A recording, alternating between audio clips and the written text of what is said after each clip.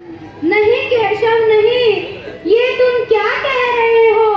मैं भला इनसे कैसे युद्ध कर सकता हूँ? ये तो मेरे गुरु भीष्म पितामह, गुरु द्रोणाचार्य, गुरु कृपाचार्य है। मैं इनसे युद्ध नहीं कर सकता केशव। ये सभी मेरे अपने, मेरे सगे संबंधी हैं।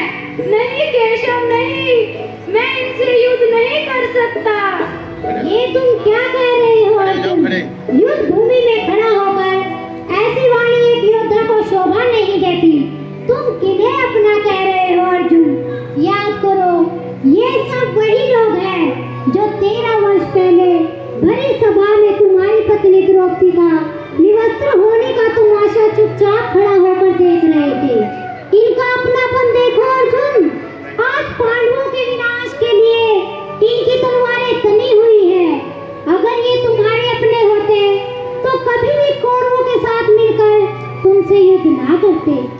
हे अर्जुन, तू किसे अपना कह रहा है?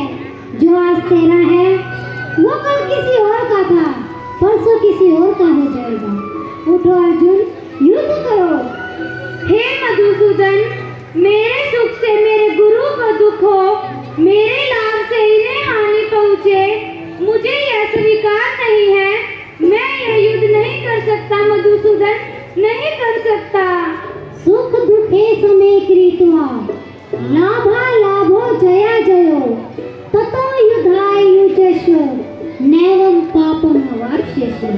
हे कुंती पुत्र, तू सुख दुख लाभ हानि जय पराजय इन सब को एक समान मानकर युद्ध कर। इससे तुझे कोई पाप नहीं लगेगा। हे मधुसूदन, गुरु तो भगवान का रूप होते हैं। मेरे गुरुओं ने ही मुझे धनुर्विद्या सिखाई है, इन्होंने ही मुझे शिक्षा दी है। फिर भला मैं इनका वध कैसे कर सकता हूँ? अपने भगवान का वध करना एक शिष्य को शोभा नहीं देता। नहीं केशव, मैं इनकी मृत्यु का कारण नहीं बन सकता, नहीं बन सकता केशव, नहीं बन सकता। क्यों व्यर्थ चिंता करते हो? किससे व्यर्थ डरते हो? कौन तुम्हें मार सकता है? आत्मा ना पैदा होती है नहीं मरती है। यह तो शरीर है पार्थ, जो पवन जल वायु इन सब से मिलकर बना है और इसी में मिल जाएगा। फिर तुम क्या हो? नैनम छिदन्ति शस्त्राणि नैनम दहति पावक न चैनम क्लीदयन्ति आपो न शोष्यति मारुतो।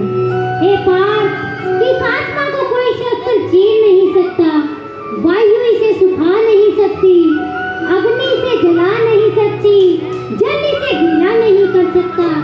किसकी मृत्यु की बात कर रहे हो पार्थ? इन सब की मृत्यु तो मैंने बहुत पहले ही निश्चित कर दी है, बस तुम्हारे नाम होना लिखा है।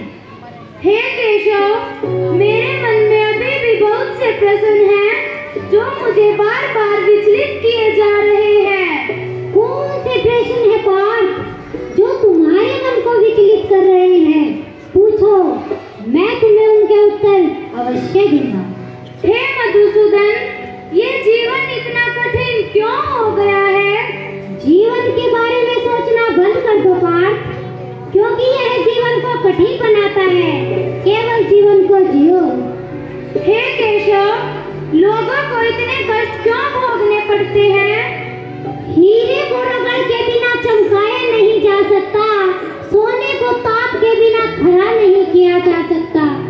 अच्छे लोगों को परीक्षा के दौर से गुजरना पड़ता है पार्थ, इसे तो कष्ट भुगतना नहीं कह सकते।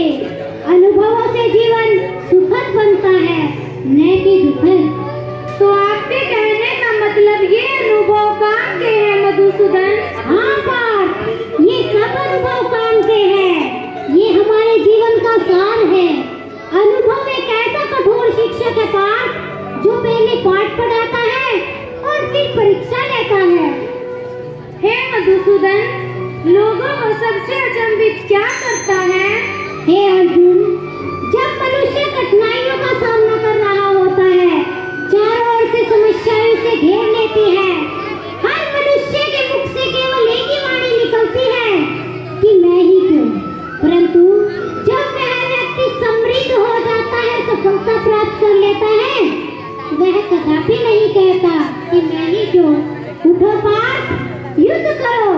जीत तुम्हारी ही होगी। इस धर्म युद्ध में जीत हमेशा धर्म की ही होगी। हतो वा प्रयागससीस्मर्गम जित्वा वा भोक्ष्यसे महिम तस्मात् उत्तिष्ठ कुन्ते युद्धाय कृत निश्चय।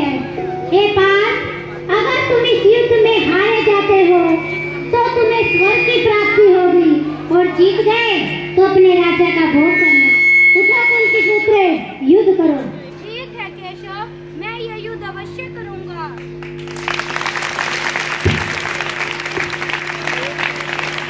धन्यवाद।